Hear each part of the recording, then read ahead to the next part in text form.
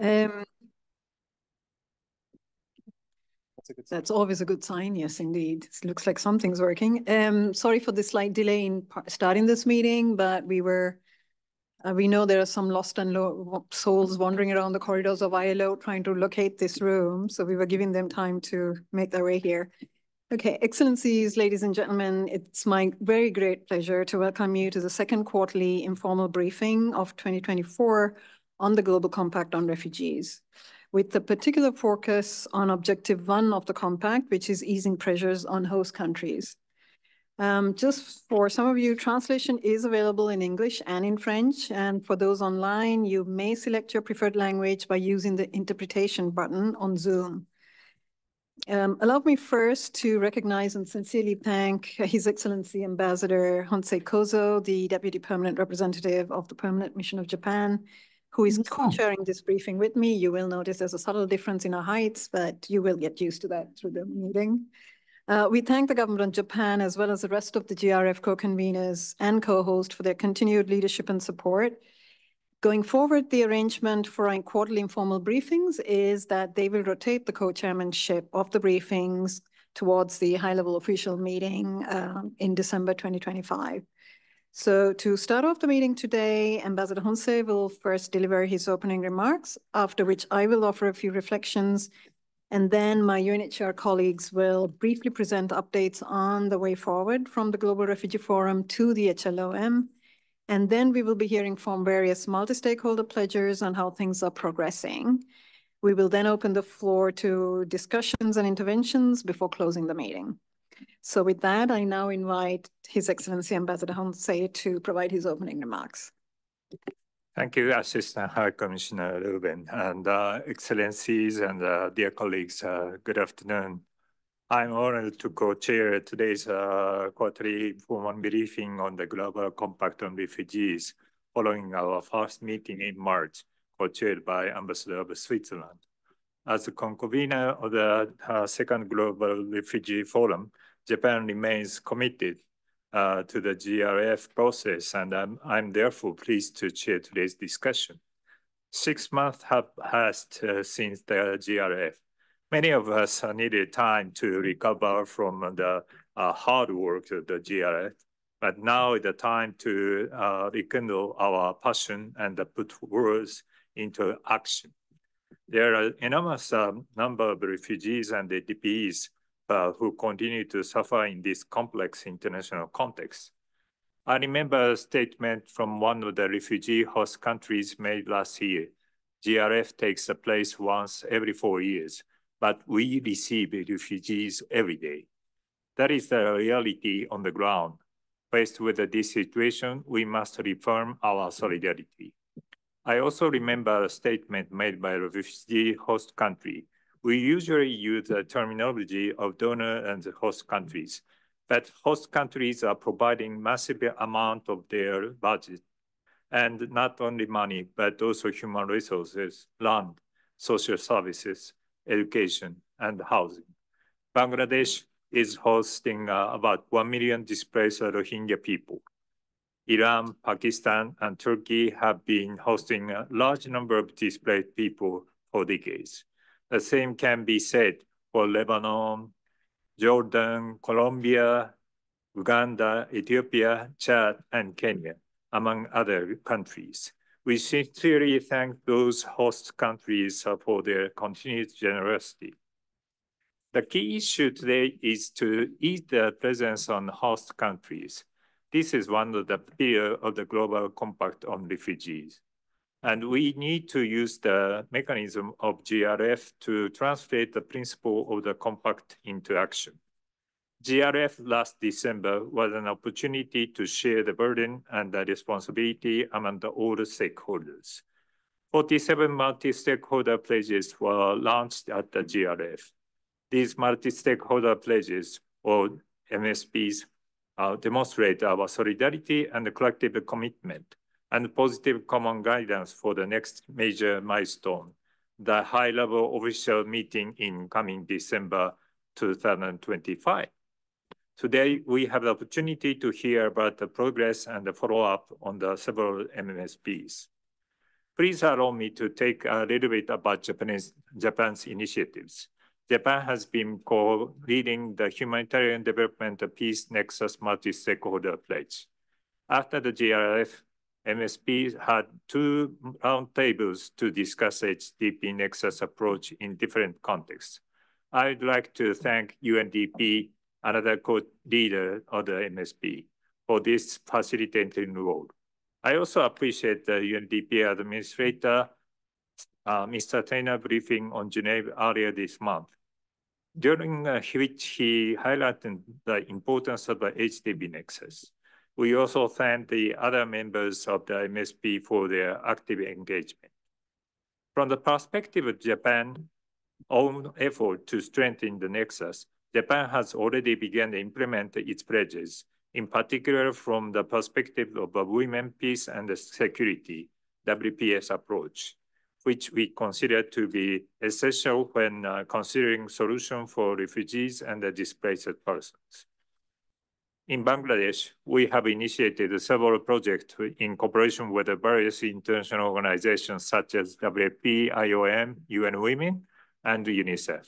We are supporting education and vocational training for both displaced people and host communities, working to enhance women's livelihood skills, and taking measures to improve sanitation and hygiene. Moreover, JICA recently dispatched an advisor to the ministry concerned with promoting the HDP Nexus approach in Bangladesh. In Iran, we launched an education and health project with the UNHCR for both host communities and refugees. In Africa, in addition to Uganda and Zambia, a Nexus expert of JICA will be sent from Japan to Kenya as soon as part of our support for refugee hosting countries in the policy and the strategic levels. In this regard, Japan has supported UNHCR in establishing an emergency training center for humanitarian personnel in Africa. It's called E-Center for Africa. The first training session was successfully held in Kenya last month with the participation of 12 African countries. We also continued in our cooperation with African countries through the 9th Tokyo International Conference on Africa Development, so-called TICAD, which will be held in Japan next year. Not only the government, but also private companies and NGOs have initiated their contributions. Several Japanese NGOs have adopted HDP Nexus approaches and are promoting social cohesion, education, and livelihood opportunities in Africa, in the Middle East, Asia, and Europe. We recognize the self-reliance of displaced people is the key to addressing humanitarian crisis. Together with the investment in local communities, it alleviates the economic burden to host countries. It stimulates the local economy, and most importantly, it serves to expand the future possibility for forcibly displaced people themselves. I quote Japanese Foreign Minister Kamikawa's statement at the GRF, like the follows.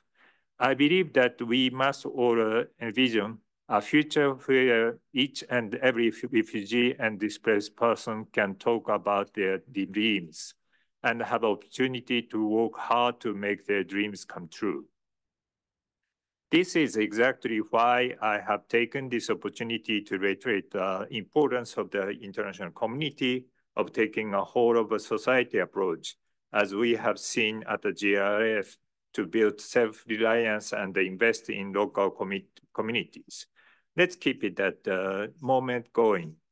We'd also like to encourage all stakeholders to implement their pledges to achieve tangible results before the next GRF in 2027.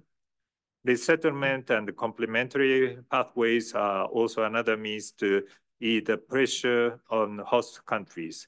I applaud the success of our consultation about resettlement and complementary pathways 2024, chaired early this month by Australia. An important aspect of easing pressure on host countries is pledge matching. Matching pledges of financial, material, and technical support with the host countries' need facilities are more favorable protection environment. I think MSPs could provide good opportunity to seek such matching. As a part of the work of the HDP Nexus multi-stakeholder pledges, we want to have a succession with the host countries to learn about their policy commitments and needs, so that many stakeholders around the world could consider providing support in line with the host country policies. We also invite interested stakeholders to join the MSP to promote their approach globally together. I'm sure the proponent of the other MSPs will have a good example to share. So I'm looking forward to hearing more today, later. But first, I'd like to hand over to Assistant High Commissioner Ruben for her remarks. Thank you very much. Thank you very much, Ambassador Honsei, for your very insightful opening remarks and for setting a very constructive tone for this briefing. Your leadership as a GRF co-convener and co-lead of the multi-stakeholder pledge on the HDP Nexus are highly appreciated. It's deeply encouraging to hear about the progress on this crucial pledge, thanks to the active engagement of the host and donor governments involved, as well as the contributions of various international organizations, private sector actors, and several other dedicated stakeholders, UNDP, as you mentioned, Ambassador, in particular as a co-lead. Your positive updates on the other pledges made by your government, as well as private companies and NGOs in Japan, are indeed extremely heartening. Excellencies, ladies and gentlemen, your tireless efforts and unwavering commitment to implement the pledges and advance the objectives of the Global Compact on Refugees deserves our deepest appreciation. As Ambassador Honsei has highlighted, today's briefing centers on the theme of easing pressures on host countries, particularly low and middle income nations that bear the brunt of hosting the largest numbers of forcibly displaced people. This is the first objective of the Compact and is essential to our collective efforts to make responsibility sharing more sustainable and more equitable. We all witnessed a powerful moment of international solidarity on this theme at the GRF last December. And our mission now is to ensure these countries receive the necessary financial, material, and technical support to turn their policy commitments into reality, creating sustainable and transformative impacts for refugees and host communities alike. The GRF was a key milestone with now almost 2,000 pledges made, a truly impressive showing of solidarity by more than 15 stakeholder groups. However, as Ambassador Honsei rightly put it, we must put words into action and translate these commitments into tangible outcomes in the lead up to the HLOM and beyond. We remain deeply impressed by the level of engagement in support of the multi-stakeholder pledge process, which helps to harness the strengths and capacities of all relevant parties and building confidence in a whole of society approach. Together, we are working towards advancing several essential common goals by 2027, such as providing access to labor markets and social protection in at least 15 additional countries, enhancing gender-based services in national protection systems in 20 countries, enabling opportunities for millions of refugees through resettlement and complementary pathways. These are concrete targets against which we, the international community, will take stock in the lead up to the HLOM. We are also seeing important strides being made in other enabling pledges, such as on refugee participation, the UN Common Pledge, data and statistical inclusion, which we will hear an update from in a moment, trust funds, and regional support platforms, all of which represent opportunities for coordinated implementation of the GCR. Allow me to speak to a few concrete examples of progress already being witnessed. The United States has completed a call for proposals to support MIRP states with targeted projects on mental health, labor integration, and IDP solutions, with implementation starting this month. Mexico is convening discussions to establish a mechanism for meaningful refugee inclusion in policy decisions and measuring access to national services. The UN Common Pledge 2.0 is supporting more than 50 UN country teams and a range of UN agencies globally to integrate refugee inclusion in UN development cooperation frameworks and national systems. resident coordinators recently met to exchange on challenges and opportunities, agreeing that the pledge is helping put refugees in the center of humanitarian and development cooperation. We are also seeing pledges from the GRF 2019 continuing to be fulfilled, following the rollout of an exercise which my colleague Ziad will speak to shortly. Georgia has fulfilled four pledges on statelessness by easing access to naturalization and conducting awareness campaigns, documenting over 760 stateless persons. The 10th Partnership for Refugees mobilized businesses to hire over 13,000 refugees, thereby demonstrating the power of private sector engagement. These are just a few examples of the positive developments, and we look forward to hearing more as part of the presentations which will be made today. Before closing, allow me to outline 3 essential priorities, which will be guiding principles to our collective work towards the HLOM. First, meaningful refugee participation. The GRF last December made significant strides in promoting the meaningful participation of forcibly displaced and stateless persons in preparations for the forum and pledging, which they found very rewarding, and throughout the event itself. As the High Commissioner noted on the last day of the forum, meaningful participation requires ongoing commitment also at the field level. Now is the time to build on this progress, and we urge pledging entities to engage displaced persons and the organizations they lead in the follow-up plans, implementation, and also the monitoring of pledges. Second, as you are aware, a key pillar of the roadmap to the HLOM is advancing the GCR through multilateral policy processes relevant to forced displacement, whether on the political level, such as the G7, G20, or G77, or building on existing mechanisms at country level, such as the UN development planning processes. This work is helping us not only maintain the momentum from the GRF, but also to expand opportunities for collaboration across the humanitarian development peace nexus and to drive pledge implementation. We count on all of you to support us and to help us to carry the spirit of the GCR as you engage in key policy processes and global and regional events. Last, and it is crucial that all steps taken to ensure that major refugee hosting countries are adequately supported, including by way of pledge matching. The multi-stakeholder pledging framework and matching process have a real potential for a transformative impact on the lives of forcibly displaced and stateless people, and also on those who generously host them, if we continue to strive towards concrete targets. This requires bold and concrete steps in the form of allocating financial and material resources towards implementation of essential policy commitments towards inclusion, solutions, or protection, as well as continued and, where possible, upscaled support for the low and middle income countries hosting the lion's share of the world's refugee populations. UNHCR remains ready to play its part in facilitating these opportunities, as well as will be outlined by my colleague shortly. With this in mind, we count on your continued support, cooperation, solidarity, and responsibility sharing, all of which are at the heart of the GCR, as we look ahead to taking stock on where we stand in the lead up to the HLOM. With that, I now invite Ziad Ayad, the interim head of the Global Compact on Refugees coordination team, to share an update on GRF follow-up and next steps towards the HLOM next year. Over to you, Ziad. Thank you, Assistant High Commissioner for Protection, Reuven.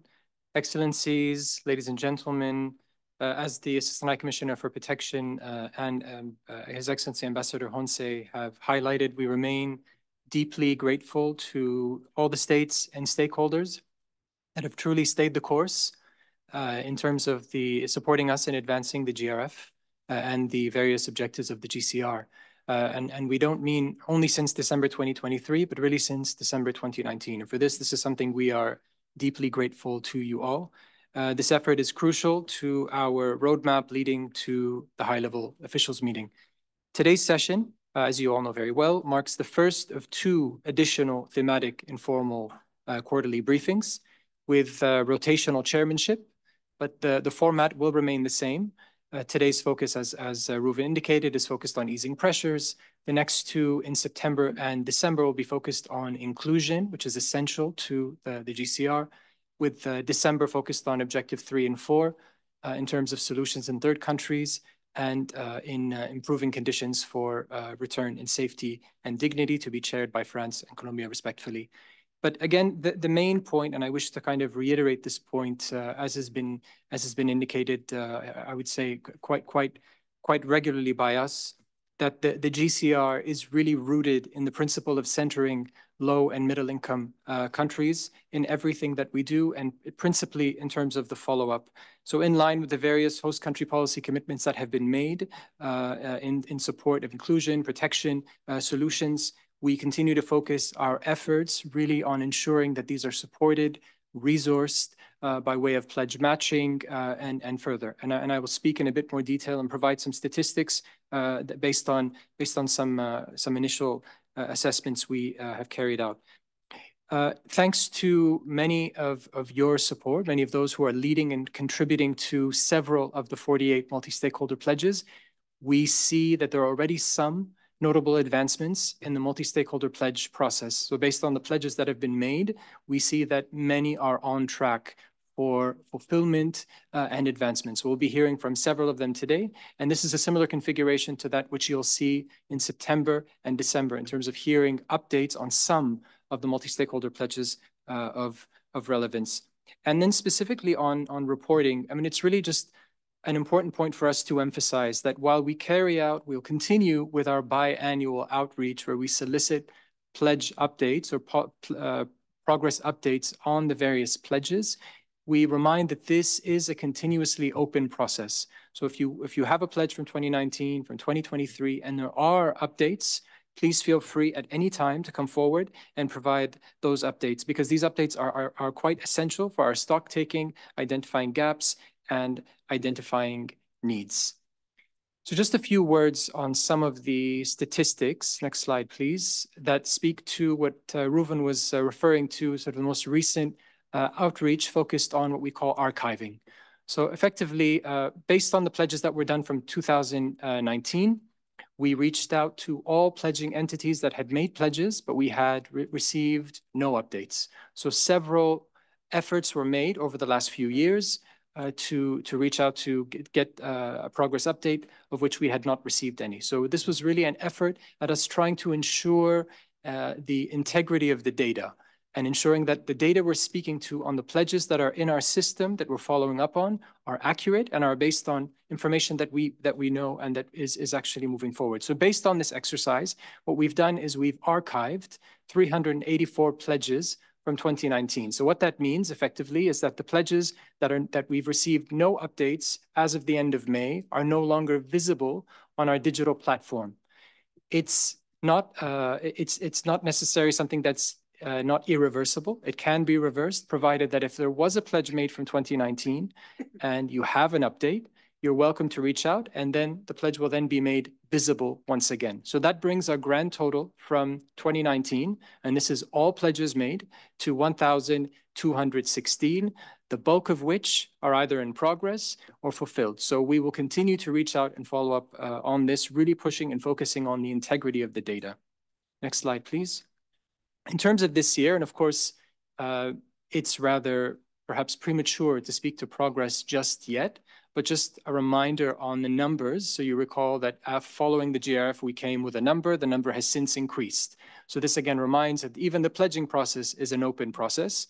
We have 1,900 pledges recorded. We expect that number to increase.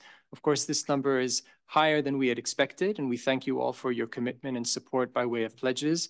And what's perhaps most encouraging and most telling is that the lion's share, more than 80%, are linked to one or more of the multi-stakeholder pledges. So the multi-stakeholder pledge process really was focused around putting kind of like-minded states and stakeholders around a collective goal. And the multi-stakeholder pledge process, in some ways, based on the pledges made, is moving in a good direction.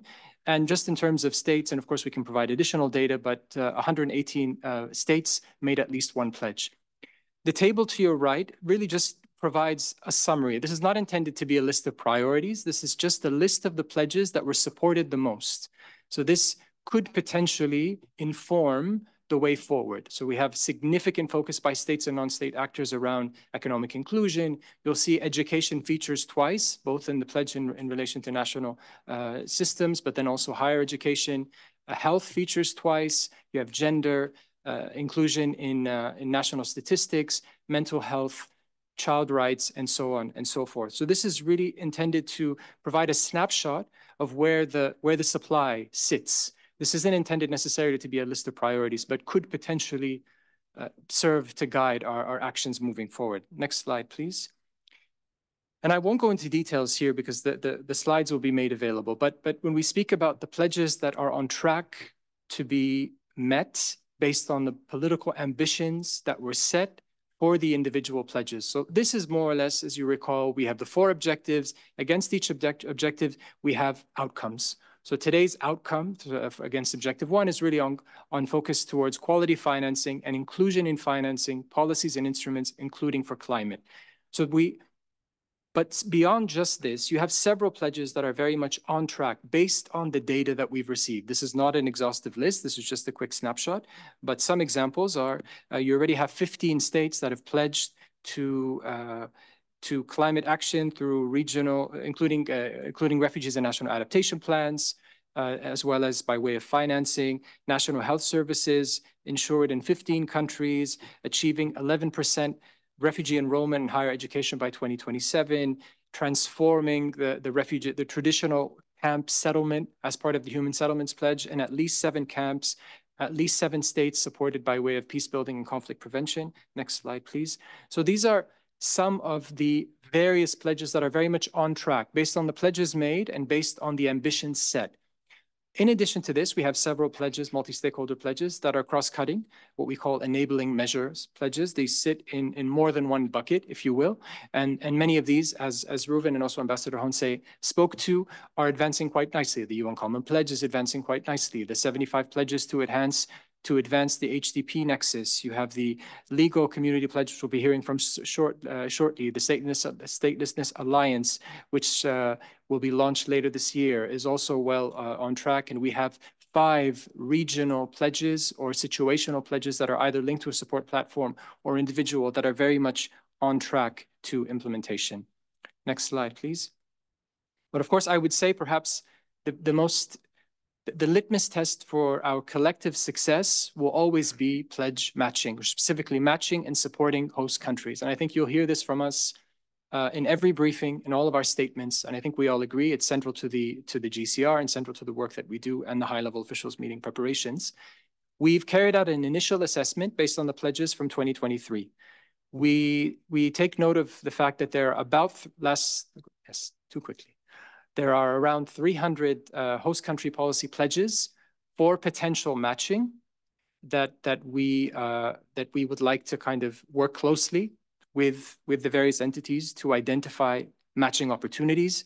There's also potential matching within the multi-stakeholder pledges themselves. Many of them, and as you know very well, and we might hear as well today, have already discussed potential matching within the group as well.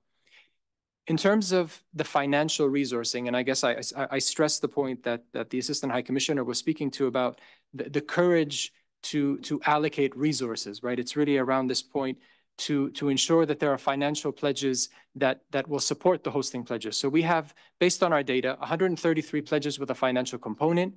Several have already indicated a beneficiary where it's referenced. The bulk are made by states, but of course you have several made by private sector actors and other actors such as development actors and others. We have a total of 53 financial pledges where a host country was referenced as a beneficiary, but no pledge yet exists by the host country. So that's not matching in the traditional sense. It's really focused around supporting host countries. And again, we can explore and facilitate this further. And then lastly, we have a total of 66 financial pledges where there's no country focus, but thematically there may be an entry point for us to discuss. In terms of how we see it moving forward, it's really one way that's been discussed amongst some is a tripart facilitation between the hosting countries and interested donor countries to really have kind of discussions to explore the likelihood for matching. Next slide, please. And this will be my last slide. This is take this as an announcement, if you will, that the high-level officials meeting will be held at CICG during the week of 15 December 2024. More details to follow, but consider this just at 25, excuse me. Don't come to the venue on the 15th of December. This was my mistake. It speaks to my excitement. That's what it does. So 15 December 2025. 15 December, we have an advanced day. So this is, again, we have an advanced day where we'll be focusing perhaps some side events, some parallel events, more information to follow. And then we have the official plenary on the 16th and the 17th, very much following the traditional model. And similarly to the GRF, that very same week, we'll also be hosting the Nansen Award ceremony on the evening of the 16th of December, which will also serve as the official reception of the high-level officials meeting. So we very much look forward to seeing you not on 15th December 2024.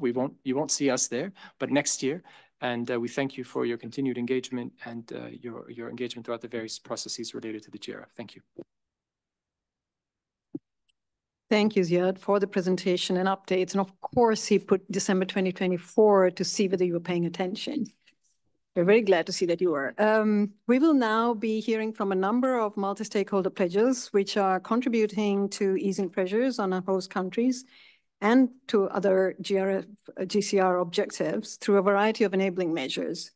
First, we will hear from the Cartagena +40 pledge, which will be presented jointly by Ms. Laura Jimena Aranjo Blanco, Counselor of the Permanent Mission of Colombia to the UN Office in Geneva, and Ms. Boriana Benev, First Secretary of the Permanent Mission of Chile to the UN Office in Geneva. And I'm sorry if I massacred your names, but over to you. Thank you very much. Thank you very much, Ambassador, and good afternoon, dear delegates, UNHCR colleagues, and other organizations here in the room. Colombia and Chile just came back from Bogota, where we had the third consultations of the Cartagena +40 declaration, one of our multi-stakeholder and regional pledges of the second GRF. And I will be giving the floor to my colleague from Chile, Boriana, to explain the three consultations that took place in Mexico, Brazil, and Colombia. It has been a very intense period, and I'm sure that we will have a successful negotiations led by Chile in the second semester 2024. I would like to thank the colleagues of Chile and UNHCR for leading this process. Before giving the floor to Boriana and as co-conveners of the second GRF, Colombia has been leading also the multi-stakeholder pledge on peace building and conflict prevention together with Egypt and Norway, and the one in sports and inclusions. These two pledges come together with our matching pledge of the Houses of Peace that we have in more than 20 municipalities in Colombia and that were created in 2008 to prevent armed recruitment and to assist children in vulnerable contexts. We're also leading the sports and cultural exchanges of vulnerable children between 6 and 16-year-old that have already traveled to different countries like Poland, Ireland, Brazil, Germany, USA, New Zealand, Dominican Republic, Mexico, Chile, and China. This year, these kids will be traveling to Australia, Guatemala, and Panama, among others. And this initiative helps to build peace among internal displaced children and their families, migrants, refugees, and host communities. This Thursday, our Minister for Foreign Affairs will be presenting the matching pledge during the meeting led by the Sports for Refugee Coalition. We welcome the support of all the actors in order to maintain the Houses of Peace and continue with this strong sports and culture initiative. Finally, I would like to inform that on Friday, UNHCR Colombia organized a follow-up meeting where we had the opportunity to discuss with the embassies of Japan, France, Switzerland, Germany, and also with JICA. Considering that we have similar pledges, we decided to make bilateral meetings where the colleagues from the embassies in Colombia and the ones here in Geneva, I inform you, will advance in the different pledges so we can have tangible results before the high-level official meeting of next year. Now I would like to give the floor to Boriana that will give an update for the Cartagena process. Thank you very much. Thank you very much, Laura. Please, the next slide. Just an overview of what the Cartagena +40 process means. In 1984, it was approved by the countries of Latin America and the Caribbean because in our region, we were facing several challenges regarding violence, specifically in El Salvador, Guatemala, and Nicaragua. And we were seeing that a lot of people were fleeing to Belize, Costa Rica, Mexico, United States. It was such a a difficult time for the region that it was decided to create first the group of Contadora by Venezuela, Mexico, and other countries. And that was the leading point for Cartagena. And it's the milestone because we realized that we had to be a region of solidarity in order to face those problems. And one of the things that we recommended was to have an expanded definition of refugee and to complement the definition of 1951. That means for the region, in a case of extreme violence, in the case of mass human rights violations, the countries could incorporate the notion of refugees for those people. And since then, what we have seen is that in the region, Latin America and the Caribbean, we have contributed to international system of protection for refugees, forcibly displaced persons, and stateless persons. Next slide, please. Over those 40 years, we have seen that Cartagena has been reviewed every 10 years. So we started with the Cartagena Declaration on Refugees, and history has shown in 1994, we saw that there was an immense internally displaced movement. So for that declaration, it was not only refugees, but also we focused on displaced persons.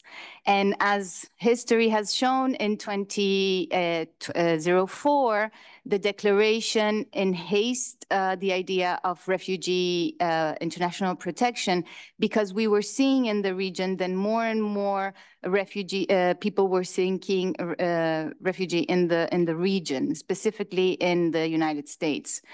And again, 10 years passed by, and what we have seen in the region is that more international criminal organizations are being part, unfortunately, of my continent. So we decided that the 2014 declaration would be to focus on stateless persons and to focus on solidarity, cooperation, and shared responsibility. And I think we also helped for the Global Compact for Refugees.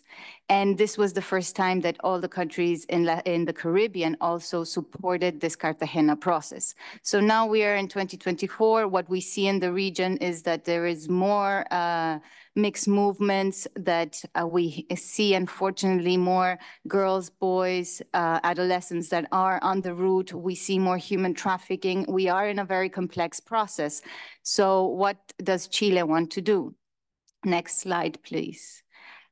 This is just an overview. We launched the Cartagena process in last year in the GRF, and we did 3 consultations, as Laura said, in Mexico, Brazil, and Colombia. The negotiations are going to start in September here in Geneva until November, and we hope to adopt the declaration and Chile action plan in Santiago in December 11 and 12, 2024. Next slide, please. And according to the regional context, we decided to focus on 3 areas. The first one is protection, the second one is solutions, and the third one is protections in the context of forced displacement due to disaster, something that is being increasingly seen in various forums. So for protection, we requested the support of the Inter-American Commission of Human Rights, and that's what we talked in Mexico. It was very good because it came up a lot of good practices in the region. And also we saw that one of the main challenges is technology and information. A lot of people that tend to flee, unfortunately, don't have their documentation. And we have experience from the region that shows us how we can move forward. For solutions, we had the support of the Inter-American Development Bank, and there our message was to talk about shared solutions. As long as we help people that are fleeing and we give them what they need, they can retribute to their communities where they are. And that gives us shared opportunities. It's not just for the refugees, but it's also for the country that is supporting those people. And the third one, which is protection in the context of forced displacement due to disaster, we had the support of the Platform for Disaster Displacement. It was quite a very interesting meeting that we had in Bogota. We had the support of UNDRR, of IDMC, of UNHCR, of course. And IFRC. So here we want to see how we can focus on protection. The idea of Cartagena is not to talk about the different prevention instruments. It's how we include on those instruments the notion of protection for the people that actually require it. Next slide, please. So our strategy here is to build up on the plan of action of Mexico and Brazil to keep focusing on good practices for the region. We already have the idea of solidarity cities, of frontier cities, of resettlement, resettlement. But here we want to build on this and share more about these good practices. We also have seen the interest of the private sector. They want to create a net of private companies to support the Cartagena process. We also see the civil society and the academia that want to have a net to promote the Cartagena process. And we hope that in these negotiations, we can also build a mechanism to create through Cartagena an umbrella that can implement the pledges that all the region has done in the GRF. So our idea is that the plan of action has a line for our pledges so that we can convene before every GRF and every HLOM and talk in the region how we are advancing and then share to the community as a region what we are doing. Thank you. Thank you very much for a very, very comprehensive update on different pledges. We will now hear from, or rather, I'd like to welcome the intervention of His Excellency Ambassador Peterson of Denmark, who's also a very valued former UN colleague, who will speak on behalf of the Danish Multi-Donor Fund, which is supporting several multi-stakeholder pledges. Over to you, Ambassador. Thanks a lot, Ruben, and hello to everybody. Thanks to UNHCR for calling in this quarterly meeting as well. I will speak about an alliance that the Danish Ministry of Foreign Affairs have formed together with three of our biggest private philanthropies, philanthropic foundations, the LEGO Foundation, Novo Nordisk Foundation, and Grundfos Foundation. This alliance was created with an overall aim to support transformative and long-term impact for both host communities and displacement settings. So let me put a few words on why, and you can say it's obvious we need to do something, but I think it's important to underline that in a context where forced displacement is becoming more protracted, as we all know, humanitarian needs are growing, and also where 75% of refugees are hosted in low and middle income countries, the need to find new ways of working is evident, and this was also very much focused on, of course, at GRF. And this is especially in protracted situations, we need to move away from the short-term humanitarian service delivery model to a development model, where we, as was also said here, we have the host government is at the center. It's not new, but we think that we need to triple, perhaps even more, efforts to achieve these aims. And we need to do much more to diversify funding modalities, continuing to rely on core government donors providing humanitarian assistance is not an option that is sustainable. So this is where the idea of the alliance came from. We jointly with the partners saw three key issues here, or rather opportunities. First of all, to test new grounds and move away from silo approaches, really push the implementation of key elements in the Global Compact on Refugees, namely enhanced international support for refugees, self-reliance, and socio-economic inclusion. And secondly, to achieve more than we could do individually by pooling our resources toward a common objective, not just financial, but also in a broader sense, which leads me to the third opportunity, that we wanted to utilize the competences and comparative advantages of both the public and private sector, the philanthropic foundations, as well as bilateral and multilateral partners. working in an aligned, strategic and holistic way to strengthen the impact of our efforts.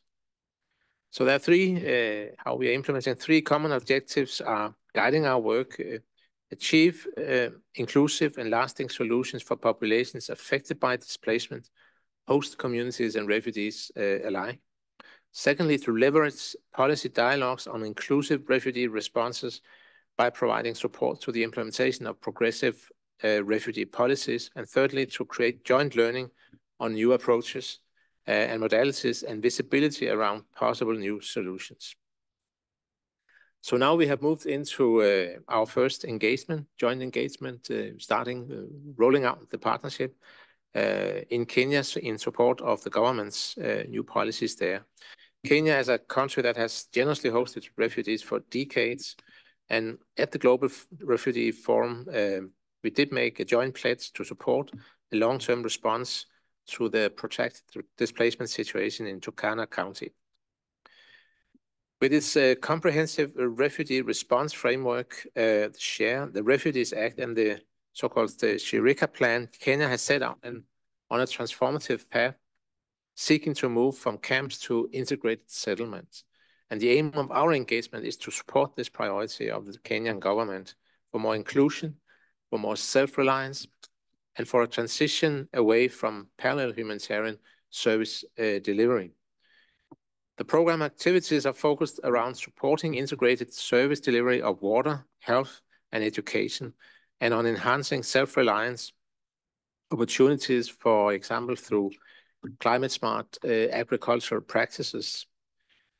Denmark has long been in the forefront of promoting sustainable solutions, working within the humanitarian development nexus, and this program actually continues this tradition.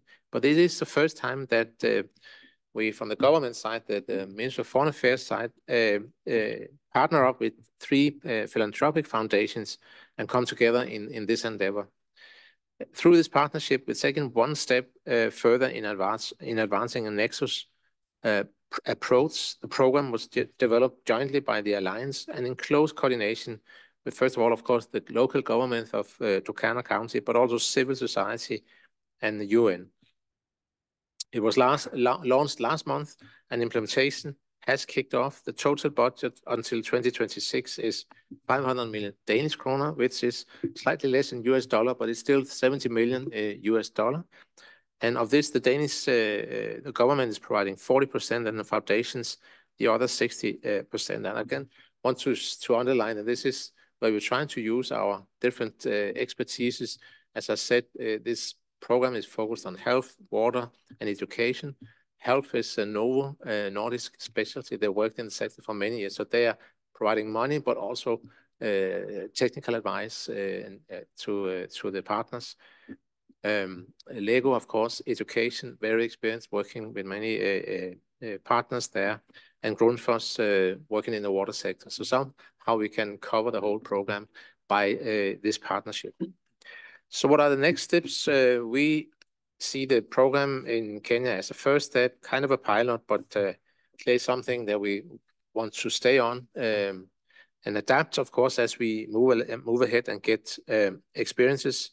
The clear aim within the Alliance is to utilize these new approaches and modalities and to replicate them in other contexts. And in fact, we already started already expanding the engagement with the partners. Recently, we launched a new program on education in Ethiopia with Lego and Grundfos, partnering, of course, with the government and local partners, and working through also many civil society implementing partners in the actual, as we also do in Kenya. So we're really looking forward to this partnership, continue to share our experiences and learnings with all of our partners in fora like this, and so we can all jointly deliver on the GCR objective. Finally, if I may, let me take this opportunity to highlight the GRF pledge on quality funding.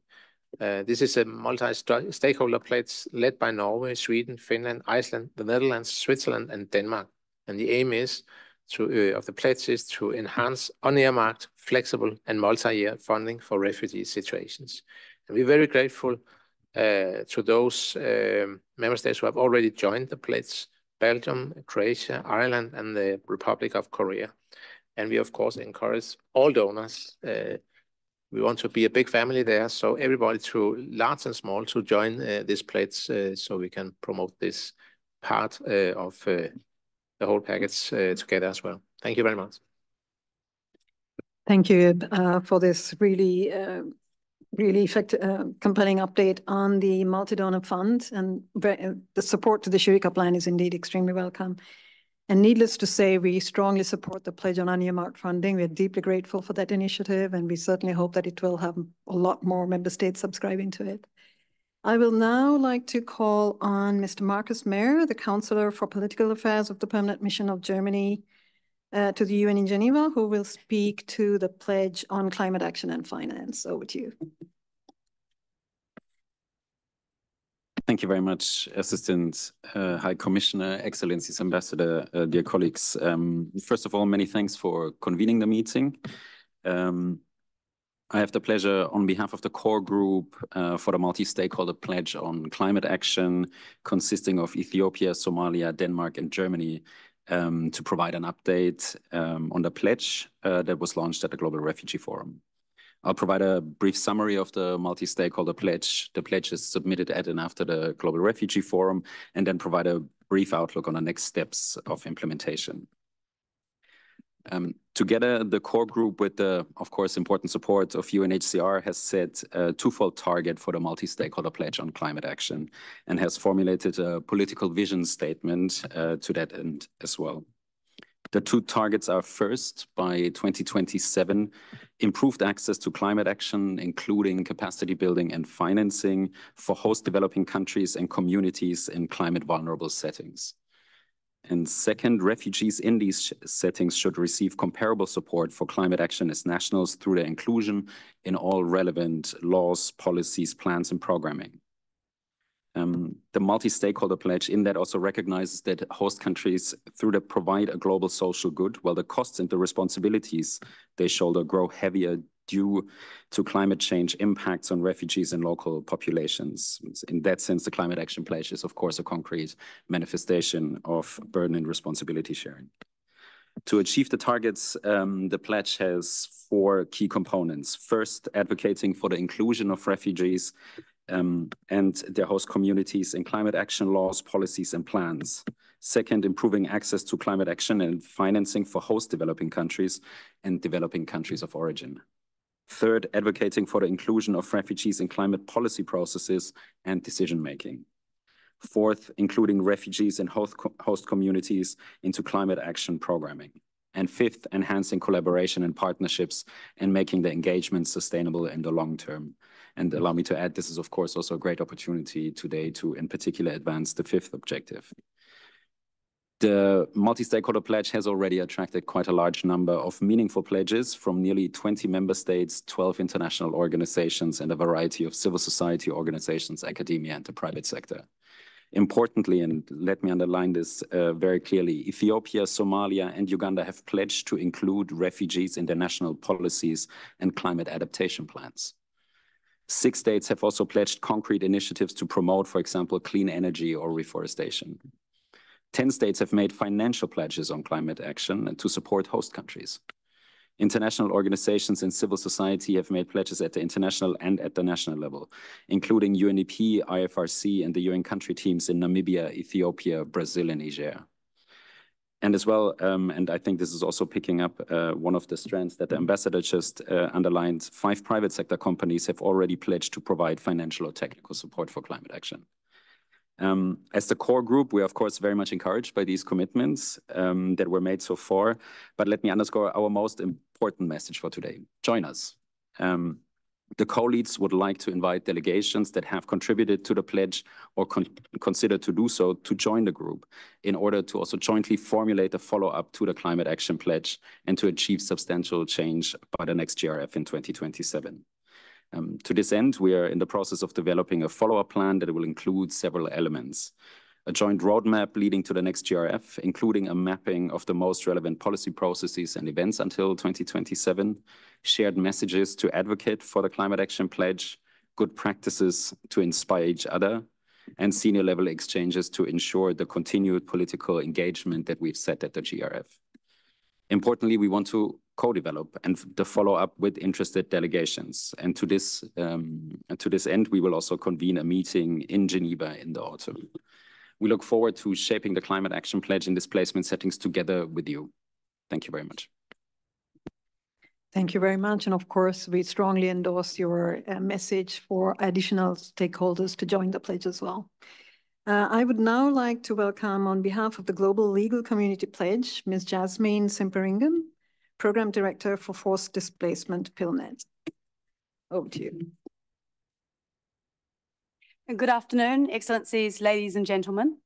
Thank you, first of all, to UNHCR and Japan for this opportunity to provide an update on the progress and implementation of the Global Legal Community Pledge.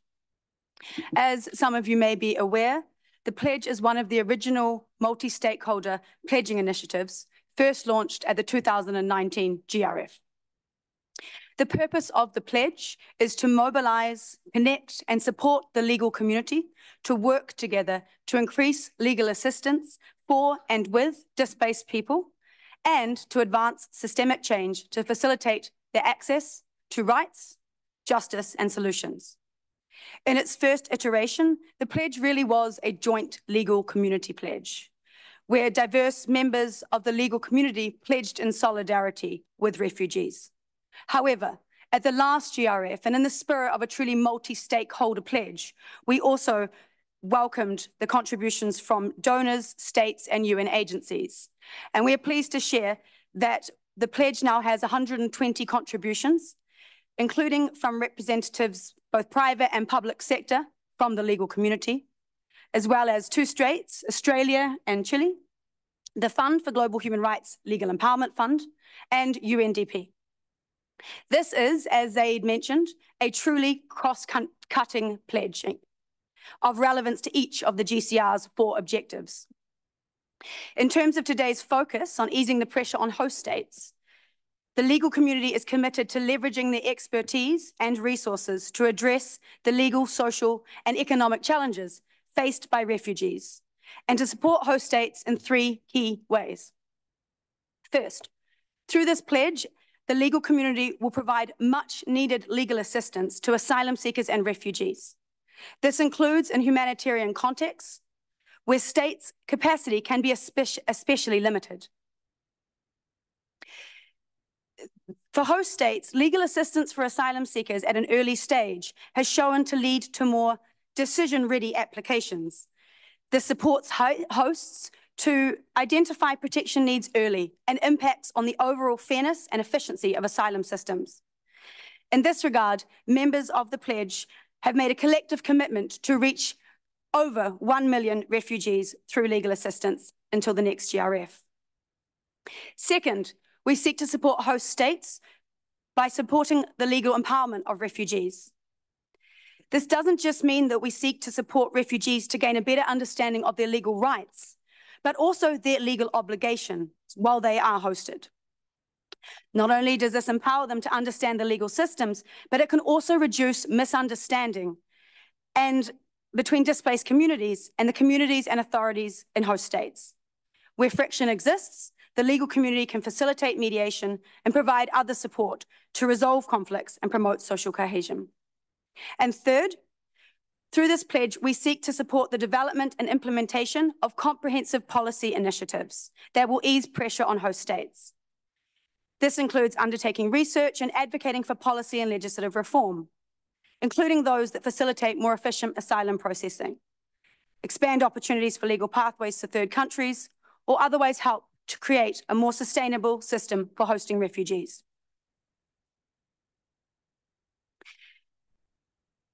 Next slide. In terms of pledge governance and implementation, PILNET, as with last time, remains the coordinator of the pledge. However, we benefit from the support of a diverse core group of NGOs, RLOs, and law firms who are listed on the slide. We meet quarterly to drive the implementation of the pledge. Since the GRF in December, PILNET and the core group have remained dedicated to strengthening the connections between the different signatories.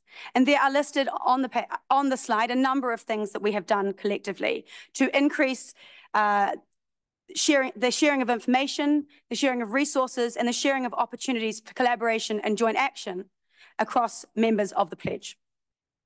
As highlighted in February, we launched a digital space for members of the community to share opportunities.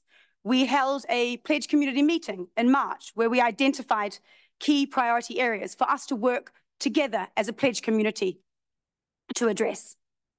We have also convened and will continue to convene events to bring the legal community together and to raise awareness about the availability of free legal assistance that is available through this pledge.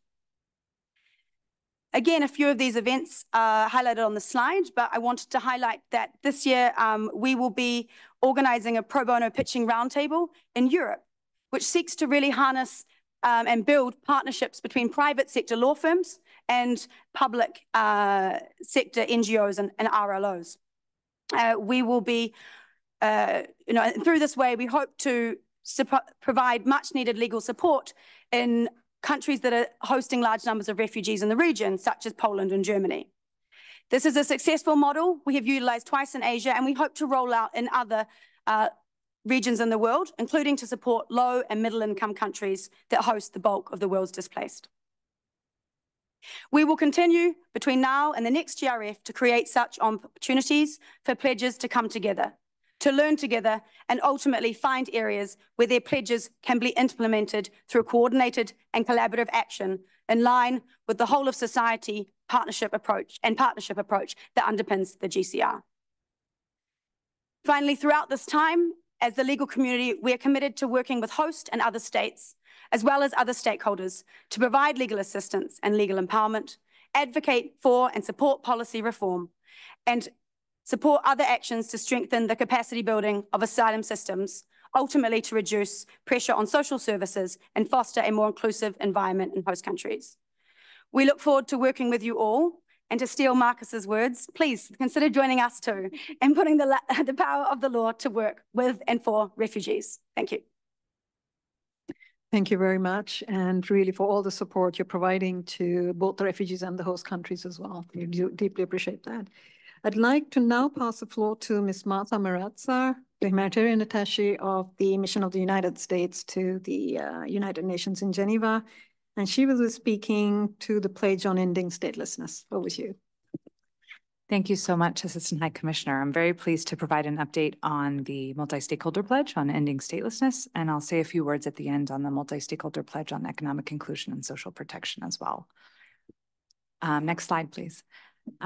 So as many of you know, the aim of this pledge is to really increase the prevention and reduction of statelessness with a specific focus on joining the Global Alliance to End Statelessness, which is the follow-on group campaign and process following the completion of the I Belong campaign, which ran from 2014 to 2024. That campaign highlighted the need for a whole society approach rather than a UNHCR-focused and bilateral approach. And the role of the Global Alliance will really provide a multi-stakeholder platform for collective action, bringing together states, stateless-led organizations, regional bodies, UN agencies, and civil society to collaborate and expedite action against statelessness. This stems from the GRF process, placing support for pledge implementation at the core of its work. Key features of the Alliance include the Solution Seeker Program, which supports and champions states and regional intergovernmental organizations to effectively address statelessness, as well as the thematic working groups, which will bring together Alliance members to work on specific themes such as discrimination and childhood statelessness. Very impressive commitments and progress to date. So far, 135 pledges have been submitted toward this multi-stakeholder pledge. During the GRF and in the following months, 50 entities, including 12 states, have pledged or signed up to join the Alliance, which is very heartening. And 4 entities have pledged to become solution speakers, namely Côte d'Ivoire, the Philippines, Claire-Siev, and the Council of Europe. Next slide. This is a very key year for this multi-stakeholder pledge. The launch of the Global Alliance will take place on October 14th during the high-level segment on statelessness on the margins of XCOM. In the coming period, we'll really be focused on outreach and engagement with a wide variety of stakeholders to join the Global Alliance. And not to plagiarize Marcus and others, but join us. We really do want anyone, any stakeholder to join the Global Alliance to signal support for ending statelessness and really show a commitment to advancing this vision at the country, regional, and global levels. And also please sign up for or consider signing up for the Solution Seeker program, which is really open to states and regional organizations to support effective solutions to statelessness. Just a few key milestones, and then I'll move to the Economic Inclusion Pledge. But in the coming months, you'll see ongoing UNHCR-led regional consultations with stakeholders. We'll discuss further on the margins of the July Standing Committee next week. You'll see briefings for GRF co-conveners and regional state groupings and other fora. And then just to note, as far as references to other processes, looking ahead to 2030, of course, working to end statelessness is very closely tied to achieving the SDGs and ensuring no one is left behind.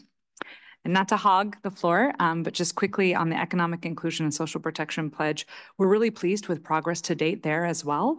As I think Ziad mentioned, over 260 pledges toward that multi-stakeholder pledge from a wide variety of stakeholders, covering thematic areas ranging from law and policy to programming to data and evidence. We too have been developing a work plan, doing outreach with key stakeholders, and from now until the end of the year, there will be 2 learning events hosted by RSRI and others focused on technical topics related to the pledge. And then I'm also very pleased to announce the establishment of a donor group consisting of public and foundation donors, which will further drive and catalyze the system around economic opportunity, social protection, and the promotion of self-reliance for refugees, forcibly displaced, stateless, and host communities. So if you're interested in joining that donor group, you can reach out to me, to UNHCR, or to RSRI. Thanks so much. Thank you very much again for all the support on the campaign to end statelessness, and certainly a championship of the Global Alliance, which, as you said, statelessness this is really a critical year for us in terms of addressing the whole issue of statelessness. And again, thank you very much for the update on the economic inclusion and social protection as well. And we all heed your call to donors to please join. I think all the interveners have made that call that, a sort of an open-ended invitation to other stakeholders to join these various pledges that they're championing. And we hope that you do heed their call. Thank you very much for that. Last but certainly not least, we are happy to hear from a hosting country at capital level. I welcome Mr. Omar Musa Ali, Director of the Demographic and Social Statistics of the Institute of Statistics of Djibouti, speaking on behalf of the Statistical Inclusion Pledge. Mr. Ali, over to you. Thank you. Can you hear me? Hello, can you hear me? Yes, we can hear you. Go ahead. Oh, thank you. Thank you. Excellency, Assistant High Commissioner for Protection, Excellency Mr. Ambassador Ponce, dear distinguished participants, it's really my great honor to present to you an update on the progress of the implementation of the Statistical Inclusion Pledge that was made last December. So next slide, please. So as you all know, this multi-stakeholder pledge which is on the inclusion of forcibly displaced and stateless persons into national statistical systems, surveys and censuses, aims to really enhance the inclusion of these vulnerable populations in data collection operations, in administrative sources, and et cetera, et cetera. The goal ultimately is to contribute to informed policy decisions that support the well-being and the promotion of durable solutions. So since last December, it is my great pleasure to share with you that 104 I noted that from the presentation of Mr. Zia, I had an old statistics with me. 104 pledges were made, and these are both technical, financial, materials, and policy support pledges. And if you look at the distribution of the pledges and by the nature of the submitting entity, you see that over half of these pledges come from states, and the other also come from international organizations, civil societies, and the private sector. And this is very encouraging because we all know that countries and states are in charge of implementing the GCR. So seeing that there are more countries coming with this pledge is really very encouraging. And when you look at the share of pledges by target populations, you have refugees and stateless persons that represent respectively 30% and 30% of the pledge. And you have IDPs, for instance, alone 5%. And for the pledges that have multiple population groups, they represent 35% of the total pledge. That means the three different population or two different population groups. So for the scope, this pledge is linked to other important pledges, notably the economic inclusion and social protection pledge, but also the education, the ending statelessness, and the HDP nexus pledge. Next slide, please. So for the status of the implementation of this pledge, well, so far we have 35% of the pledges that are in progress, 5% are fulfilled, and 3% are planned. The co-leads for this pledge, our EGRIS, our great team at EGRIS, the Joint Data Center, and ourselves, the Institute of Statistics of Djibouti, are working to follow up with the other for the other remaining to get more updates on the implementation of these pledges. So if I give you concrete examples of good progress made so far, so allow me to share with you that in my country, for instance, in Djibouti, but also in other countries such as Rwanda and Moldova, there has been this has been a reality. And in particular, in our census, our population and housing census, for which we just completed last month the main enumeration phase, and now we are processing the data, has included, and we have worked since 2022 with EGRIS and the Joint Data Center and our colleagues from UNFPA and the World Bank to really make sure that we include forcibly displaced and stateless persons in our census.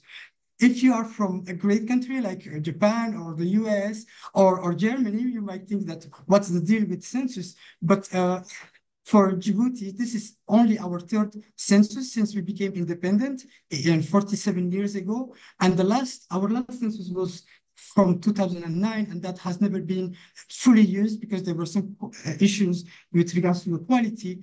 And for me, being the census technical director, it's a great honor for me, and being able to witness that and to see the efforts that we are doing to include these forcibly displaced and stateless persons in our census has been really a humbling experience. I would also like to share with you that when we were trying to conduct the enumeration of the census prior to the data collection in the field, we approached the president and the presidency of the country, and our president has shown a great interest in making sure that we capture populations that are usually not counted, like refugees, but also undocumented people, IDPs, etc. And it was both funny and also very touching to see that the highest authority of the country has been interested in this topic, which is something that we have been working on for so long. So and Djibouti has through the president by presidential decree adopted a law in 2017 for the inclusion of refugees into our national development policies and giving access to social protection, to jobs and to health. So it's just it's just a natural follow-up to that initiative that has been already taken in the country. So not just countries, but also regional organizations such as UNESI or global organizations such as the UNFPA, the EU are implementing and taking this pledge into their work.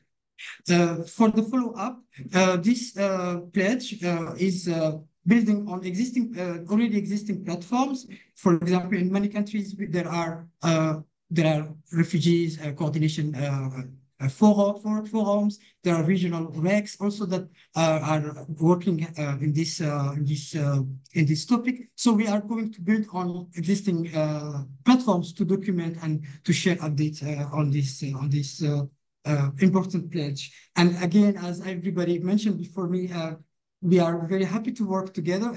As we say in French, it takes a village to raise a kid.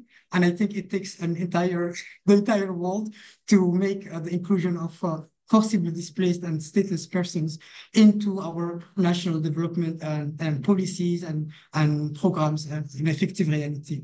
Thank you very much for your kind attention. Merci beaucoup, Monsieur Ali. Thank you very much. A very comprehensive update on the Pledge on Statistical Inclusion. And as you rightly pointed out, it is a cross-cutting pledge because it impacts directly on other pledges as well, including the ones on health, education, so economic inclusion, social protection, and even ending statelessness. So thank you very much for that. I would like to now thank all the pledge leaders for joining us today and sharing these important updates to help us chart the way forward to the HLOM and to achieving results towards concrete targets. And with that, I'd like to hand the floor back to Ambassador Honsei for the discussion portion of the briefing. Thank you, Assistant High Commissioner Rubin, and thank you all the presentators. I'm encouraged to listen to the many stakeholders' pledges and improving after GRF, second GRF meeting last December. But I'd like to open the floor to participants. If you wish to speak, please raise your nameplate. For online participants who wish to speak, please indicate your name and affiliation in the chat box and raise your hand function so that we can give you the floor when the time comes. When your turn to speak, please state your name and affiliation. Please limit your remarks to 3 minutes to allow time to other participants. We'll like to our best to accommodate as many interventions as possible within the time allocated for this session. Now, I'd like to start with giving the floor to Ethiopia. You have the floor. Thank you, Ambassador. Thank you, UNHCR, for organizing this informal briefing. Thank you, Assistant High Commissioner for Protection. As you know very well, my country has made bold commitments in GRF 2023 by taking into consideration of the support or the pledge matching from donors. And now I have heard from the Danish ambassador regarding the recent cooperation on education. Thank you for that. We work very closely with Denmark on education, not only starting from this time, but also starting from 2019 GRF. Ambassador, as you said, we have spent six months since GRF 2023, but we have not yet received any concrete pledge matching request from any donor countries. This really affects our work. Today, I'm not here to update you on the implementation of our pledge, but just to highlight some, we have started implementation of some of the pledges, like inclusion of refugees in civil registration and vital statistics systems, improvement strategy and cost reduction plan. This facilitates the integration of refugee data into the national civil registration system. Refugees and asylum seekers are included in the national strategy on violence against women and children.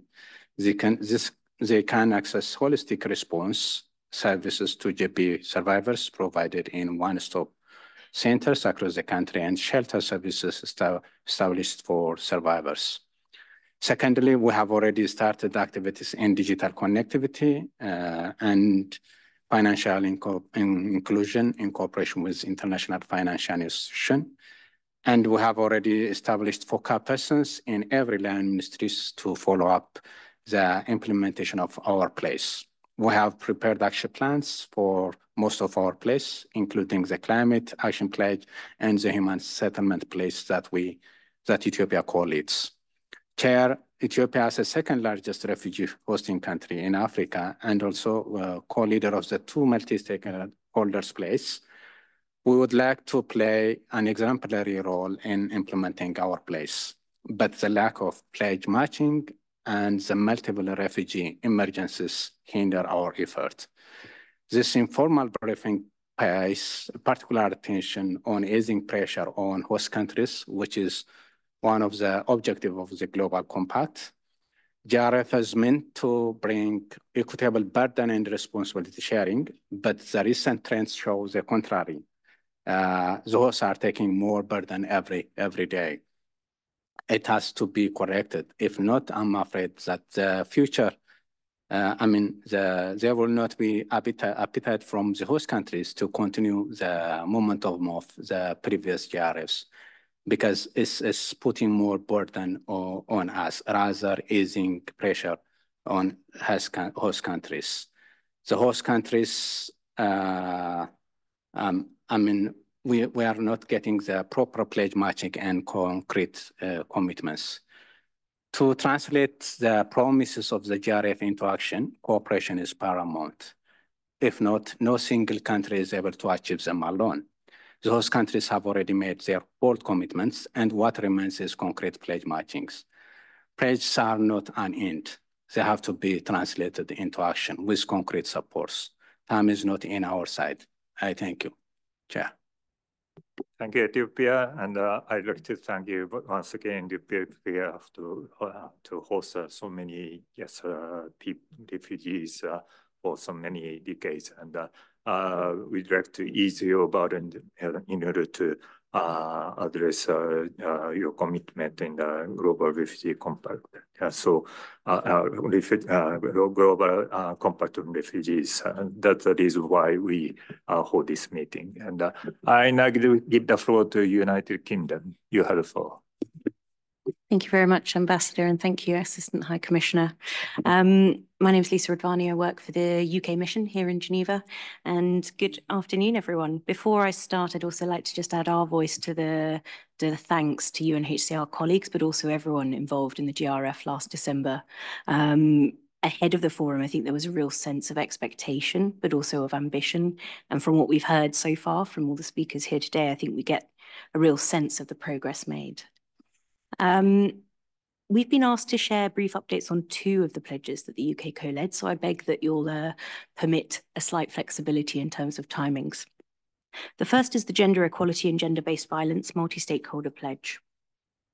Standing up for the rights of women and girls and challenging discrimination are urgent priorities both for the UK, but I know also for so many countries here with us today. We know that refugee-led and refugee women-led organisations are often the first responders in crises, and as well as trusted partners uniquely positioned to design and deliver effective and innovative approaches to both meet life-saving need and to advance gender equality. But we also know that they will face additional challenges and barriers. Too often the funding that they receive is short-term and inflexible and comes with onerous requirements restricting how they can respond, limiting their capabilities, and in some cases threatening their survival. Which is why for years we have, along with a lot of others here today, been calling for longer-term core funding for refugee women-led organisations alongside rapid support for acute crises. At the forum in December, the UK co-led the multi-stakeholder pledge on gender equality and gender-based violence, calling on all actors to prioritise quality financing. To date, over 100 countries and organisations have made pledges aligned to that pledge. And as part of these efforts, the UK, together with Sweden, announced 3.8 million in funding for the UN Trust Fund to end violence against women, supporting a special window on crises.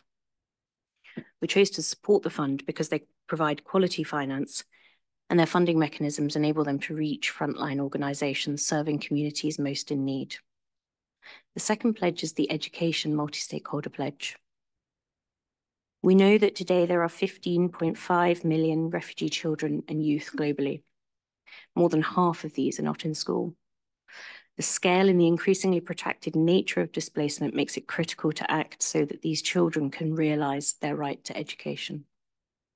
In recognition of this challenge, the UK, alongside partners from across the world, came together in December to develop mega pledge for coordinated action on refugee education. The pledge calls for all refugee children to have access to safe, quality, and relevant education opportunities and to be included in national education systems. And again, to date, 147 countries and organizations have made pledges aligned with this pledge. Earlier this year, as part of wider efforts to support the pledge and to drive forward the agenda, the Inclusion Support Programme for Refugee Education, or INSPIRE, was launched by the World Bank.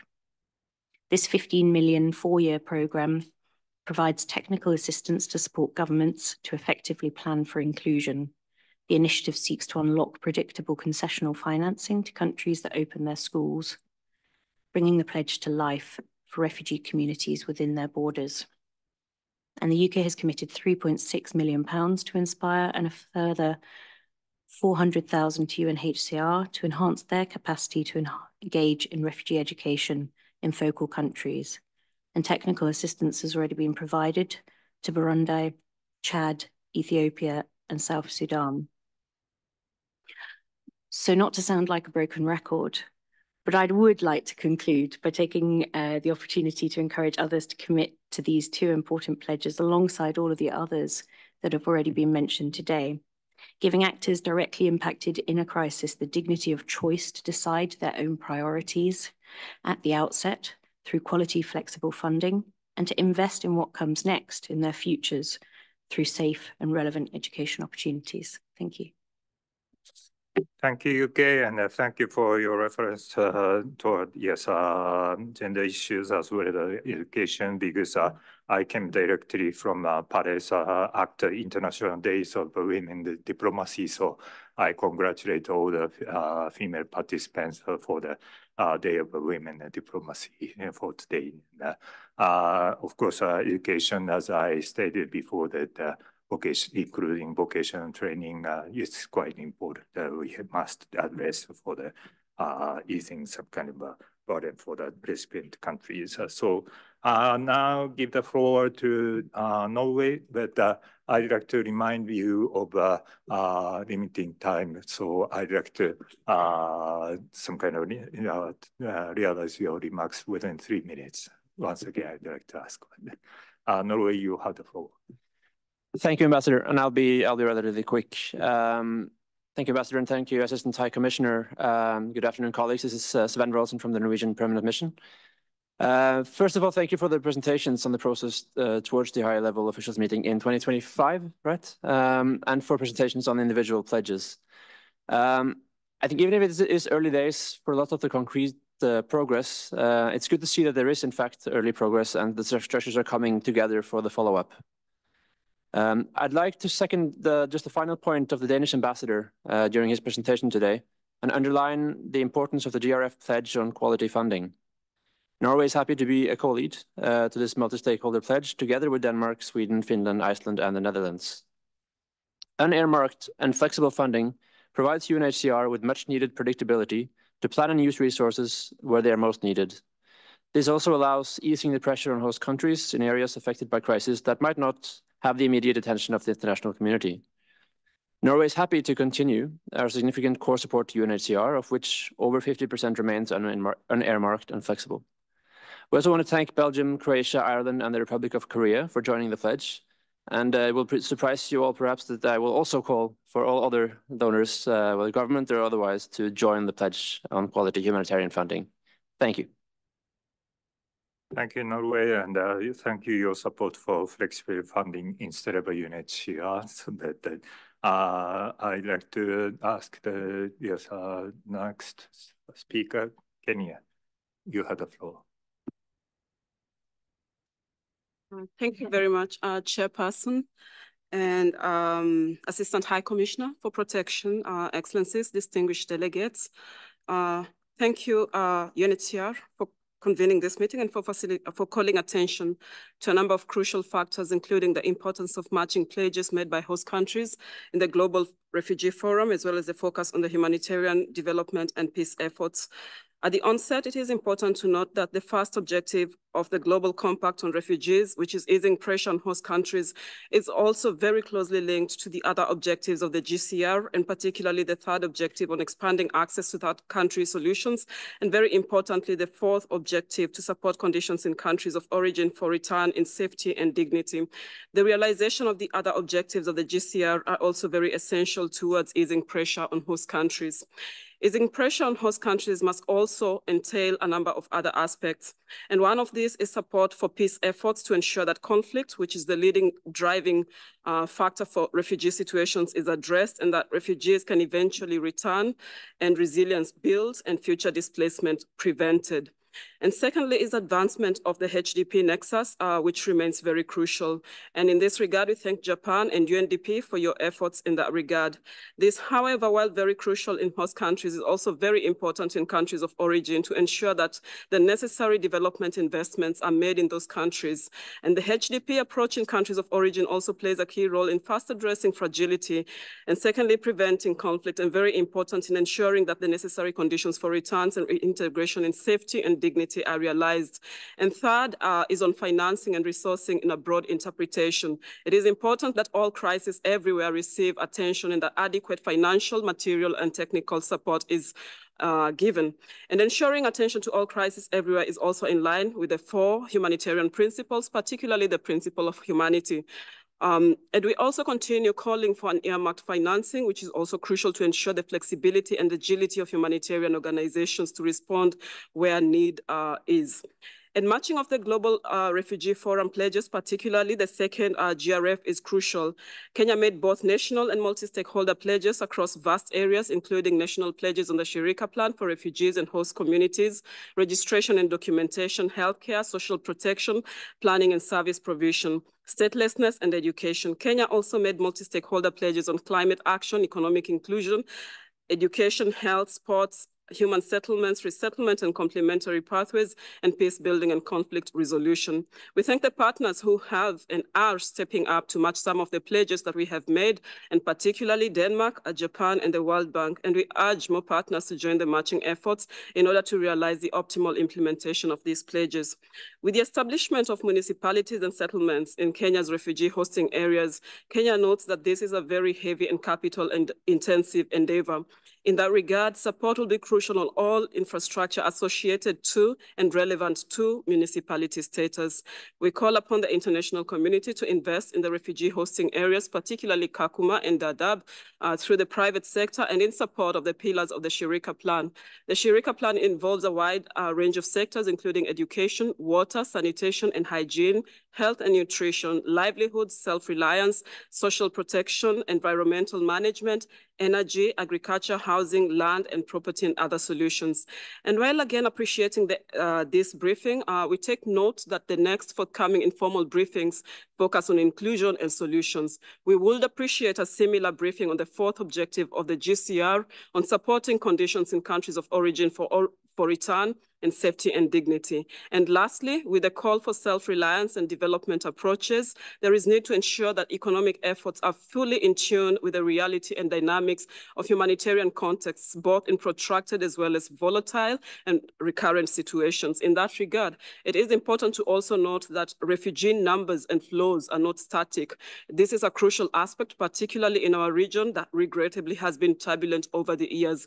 Therefore, the design, the planning and the interventions must be alive to both development dynamics as well as humanitarian needs. And I thank you for your attention.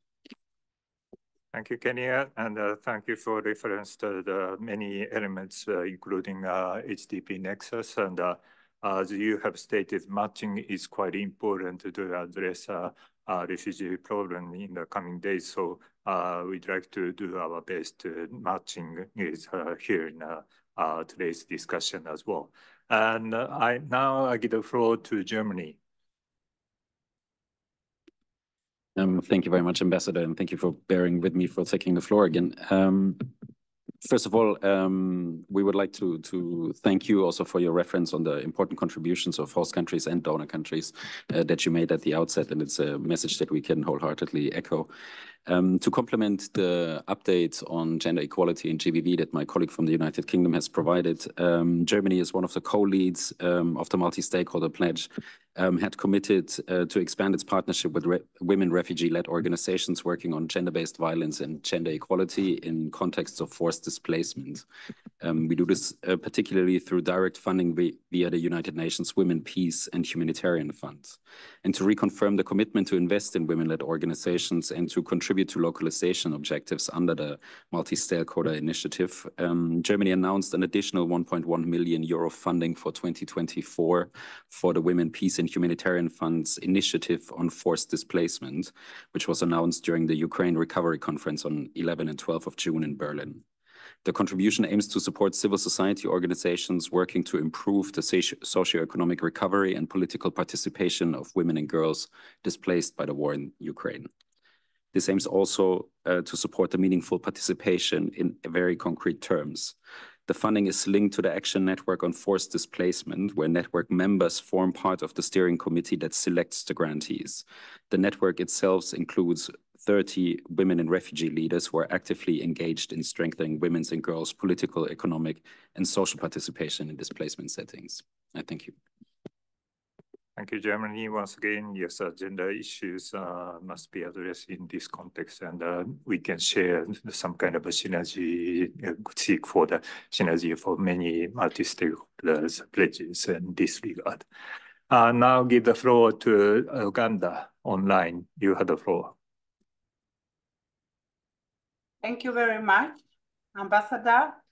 From Uganda, we are very grateful for UNHCR convening this meeting. Thank you to the Assistant High Commissioner Ruben, to Ziad and the whole team that has made this possible. I hope you can hear me.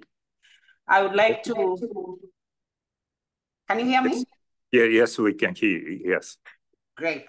Yes, please. I also would like to add my voice, especially to colleagues from the hosting countries, to express our, I don't know how to put it best, but to express our anxiety as we look forward.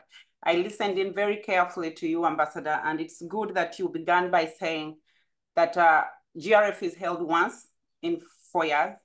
We do this on a daily because they are in our backyard. And it's on this basis that we are very grateful to our donor partners that remain committed to the cause. And for today's theme being easing pressures, I would not have put it in better probably than my sister from Ethiopia, and from Kenya, and what my brother from Ethiopia was saying.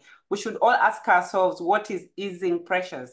Easing pressures is basically reducing the burden on the hosting countries in whatever field that you would like. For Uganda, we pledged in very different thematic areas. Can you help us ease pressure in our climate impact response? Can you help us ease pressure in our economic response? If donor partners cannot match their pledge with Uganda that has the best infrastructure on the ground, we are acclaimed to have the best progressive policies. We have the most generous. I will be proud to say that. We have open doors. Refugees are allowed to move. We give them travel documents. They are included in our systems. They are in settlements. They are not in camps. They are doing everything. So if with that infrastructure on ground, it's not easy to find and match quickly. I don't know what it's going to be for colleagues whose system is somewhat different. And it's on this basis that for us as a government, as Uganda, it would have been, we're really anxious going into this with my prime minister heading the delegation of over 9 ministers in different sectors of agriculture, of local government, of climate, of environment. When we came on 13th December 2023, we thought it's going to be as obvious as sitting and saying, we will support this because there's already a system on ground. I've seen and listened carefully to those that have involved, refugees in their census. For us, this is something we've been doing. We've just finalized our census recently, and refugees were part of the counting. So the data is there, the statistics is there. Your country office in Kampala of UNHCR, Madam Assistant High Commissioner Matthew, should be able to tell you that on ground, the Office of the Prime Minister, together with the different implementing partners, are very ready because the pledges we made have started on our side.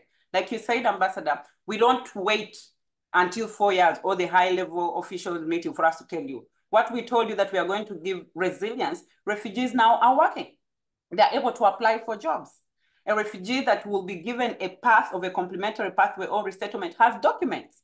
They can travel. So I'm very grateful, especially to states, I wouldn't mention them all, to our top donors. We have countries that have expressly, Japan has done, Denmark has done, Finland has done, Austria, of course, the United States being our top donor, and Germany. They are doing a lot in this, but we are hoping that the pledges we made, we don't need to carry them in a handbag and come and tell you match this. They're already on ground. They are happening.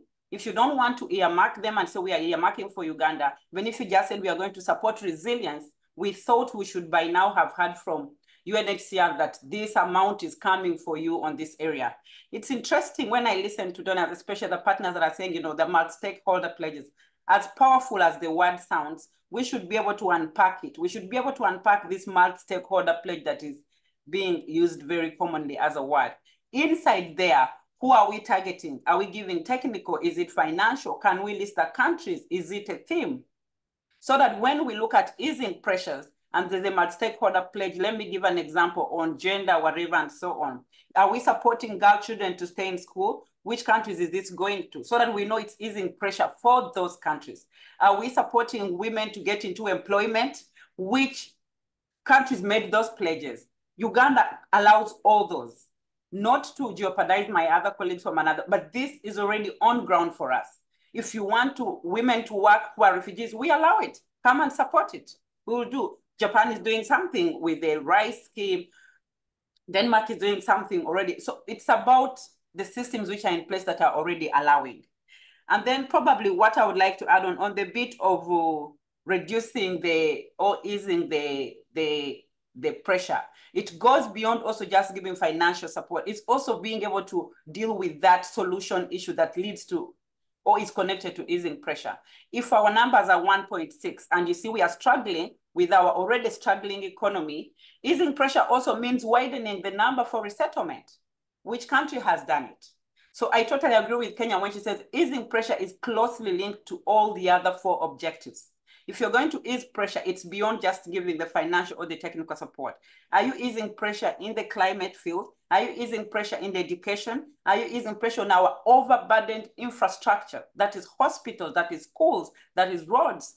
Are you easing pressure there? Or are you easing pressure even just on numbers to say from the 1.6, we are going to give you Uganda 800,000 to take away as a window out to third country solutions. So for us, we think this is one of the most core objectives that is linked intrinsically, and I'm happy that it's one of the first to come up. And I'm very grateful, especially to the UNHCR team. Ruven and your team, the ZIAGs, I think you're on top of your game. All I would ask is to request that the donor partners that are very engaged in this consider also having tripartite meetings. I think Japan has been hosting some of them. The HDP take the conversation away from this bigger room. If you know that, for example, Lisa, you'll allow me to use UK as an example. If UK is saying they're leading something, look at the countries that made pledges in this area. Can we meet Uganda, Ethiopia, Djibouti, Bangladesh, Pakistan? We saw you made a pledge on this area. Can we take the conversation out and say we are going to support this, support this? That way we'll be able to report back very easily. So I would speak forever, not to monopolize and space. I wouldn't want to update you how far we've gone with our pledges because they're already being implemented, but we are implementing them within our economy and our realities. And that is why if donors don't come up, you're burdening us and you're not easing the pressure. And today's theme will only remain in paper with good statements coming out of diplomats. But the refugees on the ground will continue to suffer. But again, thank you very much, Ambassador, and thank you, Ruben, and your team. Thank you, Randa, and thank you for hosting so many refugees, so many decades. And we'd like to, keep touch in order to work as a co-convener of the last Global Refugee Forum until the next step. But we are committed to address your government some kind of request in order to easing the burden of the recipient countries. Now, I give the floor to Times Highest Education online, but I'd like to remind you of time limit, and we have to we have still 6 some kind of member states as well as NGOs to speak make a statement, but we have limited time, so please bear in mind the time constraint. I now give the floor to Times Higher Education Online. Many thank you, Chair, and good afternoon, everyone. My name is Ishan Kader. I'm a Director of Consultancy from Times Higher Education. It is a great honour to join this meeting. I'm beaming in from Cambridge in the UK. I'm here to announce a new project that we are doing with UNHCR. It is called the Global Mapping of Higher Education Opportunities for Refugees. This was announced at our Global Sustainable Development Congress in Bangkok 2 weeks ago. I will briefly explain the scope of the project, and I'd like to extend my thanks to our UNHCR colleagues based in Copenhagen that commissioned this. So there are 3 objectives to this project. The first is to create a genuine global baseline of current enrollments of refugees into tertiary education, focusing on countries that host 80% of the refugees. Our second objective is to map all the scholarship opportunities available for refugees to progress in tertiary education, adding to the existing UNHCR database. And the final objective is to provide insight from tertiary education institutions into the challenges facing and recruiting and supporting refugees. All of this is a part of UNHCR's 15 by 30 initiative to increase the enrollment of refugees by 15% by the year 2030. I should say here that this is also a part of some other medium and long-term commitments that Times Higher Education have with UNHCR, specifically in raising global awareness and incentivizing tertiary education for refugees globally, and to ensure future collection opportunities for refugee enrollment data using our own data collection tools. This year, we have hosted 2 events where we have included specific specialist panels on refugees in higher education. As I mentioned, the Bangkok conference 2 weeks ago, and prior to that, our Asia Summit in Kuala Lumpur in April this year. Very briefly, in terms of our project methodology, we are designing a survey that will be sent to 5,000 institutions worldwide. This includes university and TVET institutions. And the survey has been co-designed by the Interagency Steering Group, which includes those members that are part of the 15 by 30 pledge group. We will undertake all the outreach and communication and analysis of the survey results, as I said, including the enrollments, the scholarships, and the qualitative insight. We are aiming to reach 5,000 institutes within a 3-month survey field time, and the survey will be translated into local languages to ensure a higher rate of response. We will also undertake all reminders and collection activities as well. Finally, the output of all of this will be an analysis report, including institutional, country, and regional level indexing of enrollment and scholarship opportunities, and a categorization of the key challenges and opportunities for institutions enrolling refugees. We hope that the data provided in this project will support strategic data-driven decision-making by UNHCR on enabling further refugee enrollments in tertiary education and reaching that 15 by 30 pledge date by 2030. Thank you for your time today. Thank you, Times Higher Education. As you indicated, as well as the UK delegates indicated, education is quite important in this field.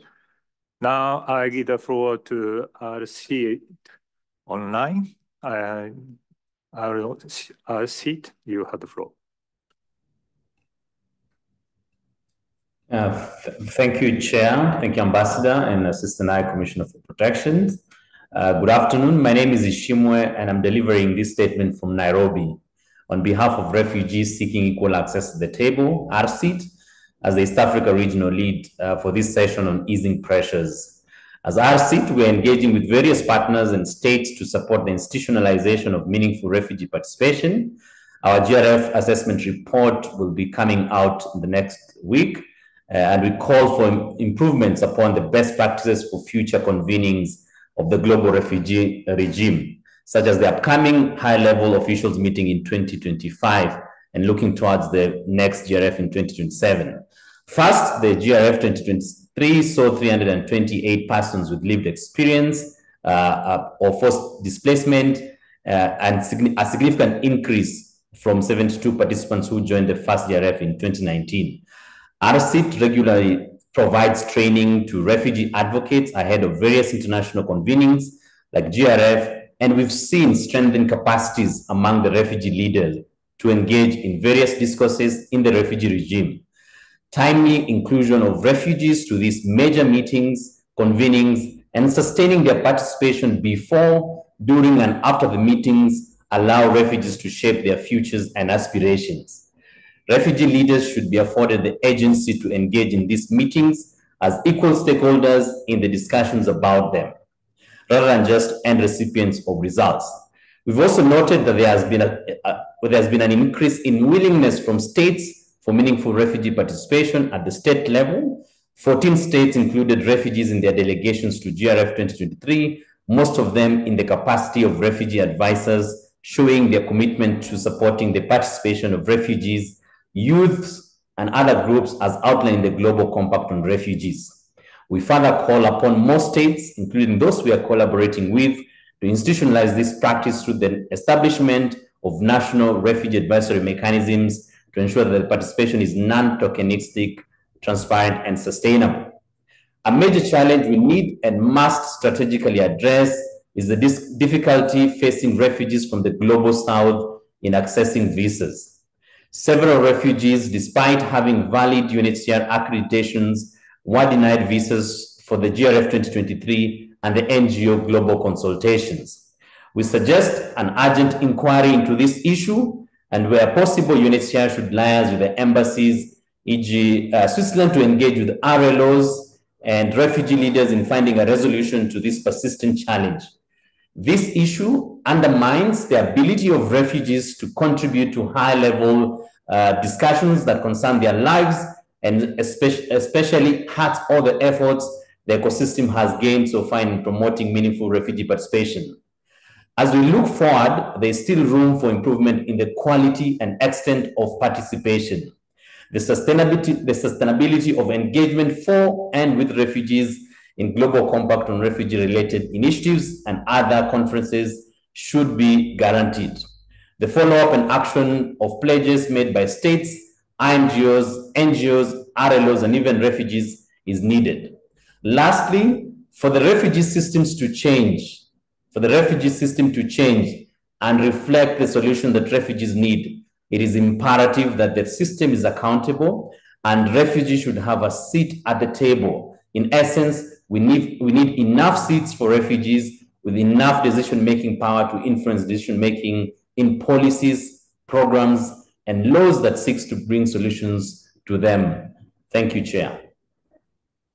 Thank you, Rashid. And as you have indicated, engagement of refugees for the policy decision will be quite important for the last GRF. So we'd like to listen to your voice as well as other refugees' opinion in order to implement some refugee policies on the ground. Yeah.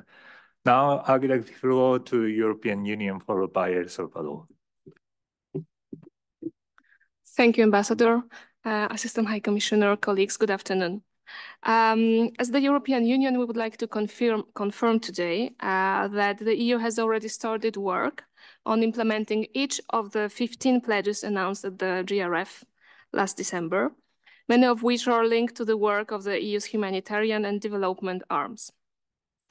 These includes the EU pledge on the Rohingya situation and solutions, under which the EU has pledged to continuing its efforts to ensure that Rohingya refugees have access to vital resources such as shelter, food, clean water, healthcare, and education, and extending support to alleviate the strain on Bangladesh's host communities by investing in gender-sensitive and climate-adapted long-term resilience for both refugees and hosts.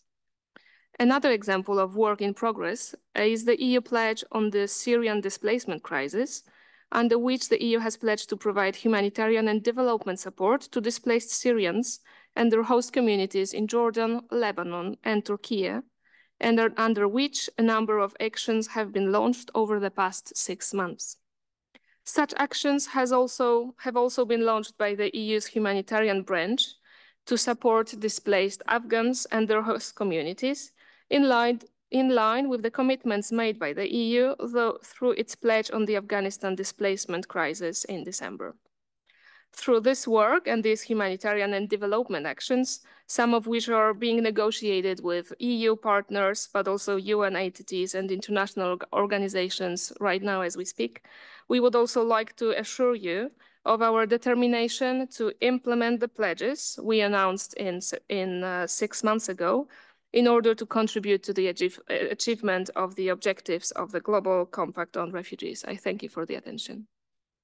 Thank you for your words as well as many advancement of your pledges. Now I will give the floor to El Salvador. You have the floor. Thank you for giving me the floor, Ambassador, and good afternoon to all. First, let me express our thanks for the presentation. El Salvador considers that the second GRF was an excellent opportunity for states and relevant stakeholders to announce concrete contributions highlighting the good practices and the progress made since 2019. To build future opportunities to benefit the refugees and the host community that supports them generously. On that occasion, El Salvador reaffirmed its commitment to refugees populations and those with international protection needs, particularly its work through the MERGE platform, with the aim of advancing compliance with the GCR. Also, regional pledges were made to strengthen asylum systems, inclusion, the collection of statistical data, and the economic integration of the displaced population, particularly the regional pledge to develop an action plan to follow up on the Cartagena Declaration. Therefore, El Salvador appreciates the presentation made by Colombia and Chile. Within our announced pledges, as a country, we have been working in the following areas. El Salvador has the national employment system, which was created with the objectives of providing a better job intermediation service to job seekers and employers looking for human talent to guarantee decent employment, which includes the displaced population as a vulnerable group. Our Ministry of Labor facilitates the issuance of work permits for refugees applicants. El Salvador has promoted the naturalization of refugees and has committed to promoting the certification of refugees' skills. Also, progress continues in modernizing the asylum system, and we have begun with the construction of the new attention center for refugees seekers arriving in El Salvador. Through this physical space, El Salvador advances in providing dignified and respectful care to people with international protection needs. At the same time, the Commission for the Determination of the Status of Refugees, CODER in Spanish, is advancing with the implementation of the Comprehensive Care Protocol for Refugees, Status Seekers, and Refugees, launched at the end of 2023. Finally, we thank the support of the donors and invite relevant stakeholders to continue collaborating with our work in these areas. Thank you very much, Ambassador. Muchas gracias, El Salvador, and thank you for your some kind of commitment and employment system as well. It's quite important to address the not only your country but your regional. I have worked together with Shika in the past, so I understand your situation quite well. So I'd like to some kind of see some kind of tangible result in order to keep your effort in the region, and it will contribute to the peaceful process of the region. Thank you. And I now give the floor to new women connectors. You're online. Yeah, you have the floor. Hi everyone, good afternoon. My name is Anila Noor and I'm Managing Director of New Women Connectors, which is a refugee women-led organization, and we are super proud to share our updates. As an advocate for the systematic change in the policy domain, we as a refugee women-led organization bringing not only opportunity, connection, but also sharing our lived experience as knowledge. I want to highlight 3 points on the meaningful participation pledge. So I'm pleased to update you like our progress with the meaningful refugee participation pledge, especially with our development with the different officials, different partners. We are delivering refugee meaningful participation training to the our partners as a refugee woman-led. I would like to recently what we had done in German Federal Ministry of Economical Cooperation and Development. Recently, we deliver the training to them to have a more understanding of meaningful participation, but also why to how in terms of refugee inclusion. And I want to call all upon you, all the stakeholders, to join us in the viewing refugee, not also as a beneficiary or as a project to run, but as a co-partner and contribution. Second, I want to highlight our joint pledge of advancing displaced women political, economical, and social participation of leadership in the partnership with the Action Network on the Forced Displacement, and again with the BMZ and other partners. We are happy to give the leadership training and we the ambassador training, and how we are utilizing our collective expertise network and resources. We are aiming to create more future where displaced women being heard and actively engaged in this domain of the decision making, and how they can achieve this in a flexible way. And we're really trying to create a transparency and visibility to refugee women leader, not only as a vulnerable community, but as a resilient leaders. Lastly, I want to share our work which we are trying to connect with the climate, gender, and displacement. We are really trying to connect this gender dimension which is been neglected in a whole work, and we really need to understand why climate is very important for us as a refugee, because we are on the forefront and we are trying to share our knowledge, our experience, and our solution. So I'm calling you, all of you, to come and work with us, and we really not only to have a seat on the table, but also have our resources to create our own decision making. Thank you so much, and over to you. Thank you once again for your reference to the gender issues. As we have discussed until now, we must address this issue in order to follow up our Global Refugee Forum. Yes. Now, the last speaker is newcomers with disabilities in Sweden online. You have the floor.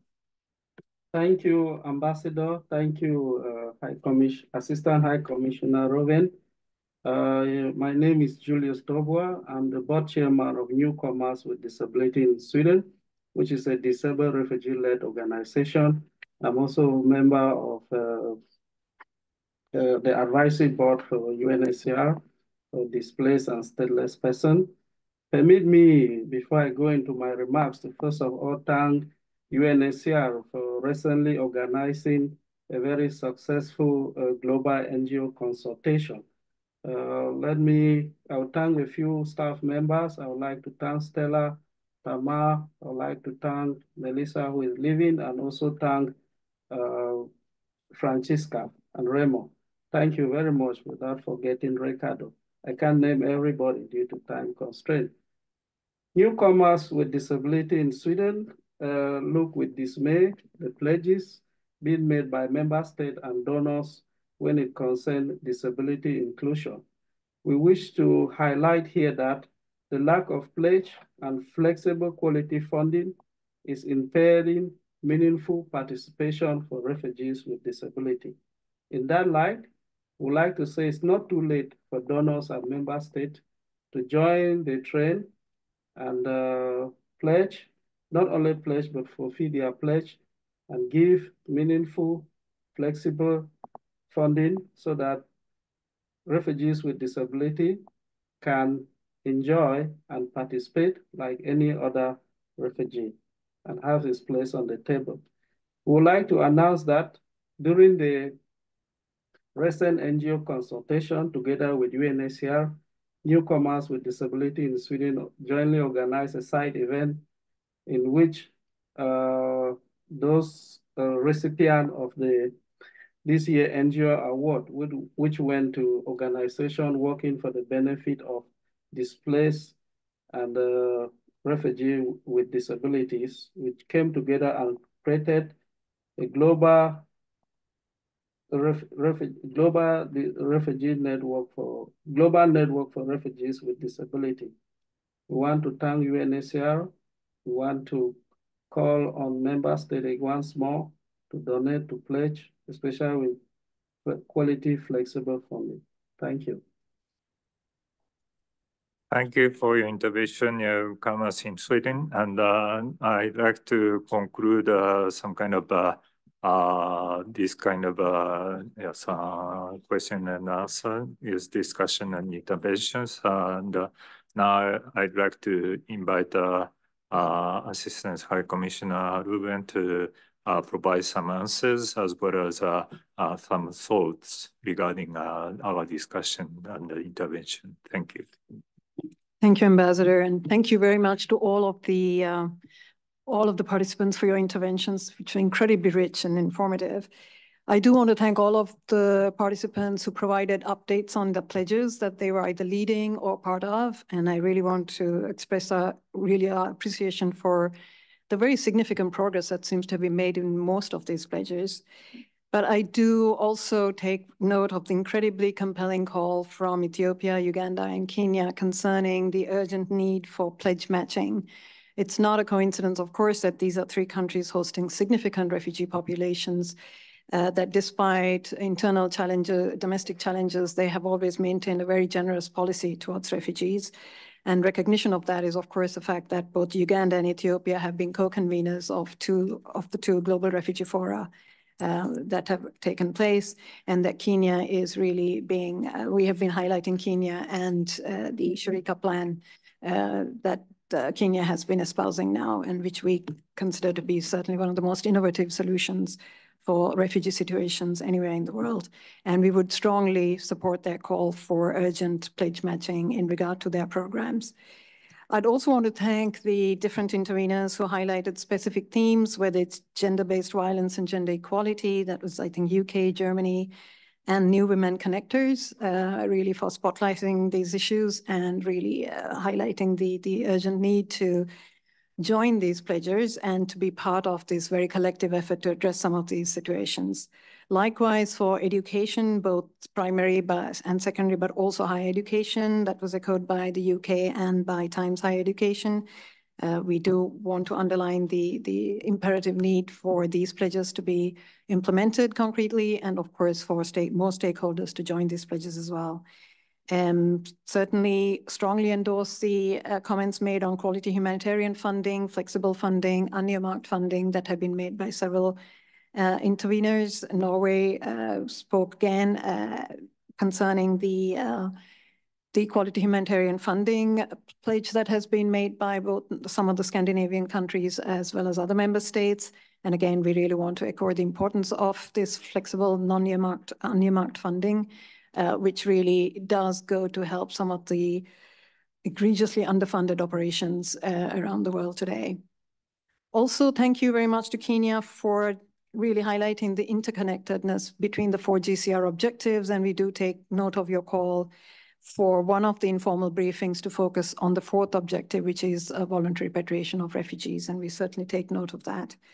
And then last but not least, meaningful refugee participation. I think both our seat, New Women Connectors, and the newcomers with disabilities have really provided compelling illustrations of exactly why meaningful refugee participation, community participation, and participation of refugees with disabilities is so critical in any fora related to refugees. They are their best advocates. They have been incredibly eloquent and articulate in presenting the issues that they're confronted with. And we would really want to strongly endorse a call to be routinely and systematically part of any fora that looks at their issues. As they themselves say very often, nothing about them without them. And I think we strongly support that. And then finally, thanks also to the EU and El Salvador for spotlighting specific refugee situations, whether it's Syria or the Rohingya, and certainly the migrants and refugees in the Americas as well.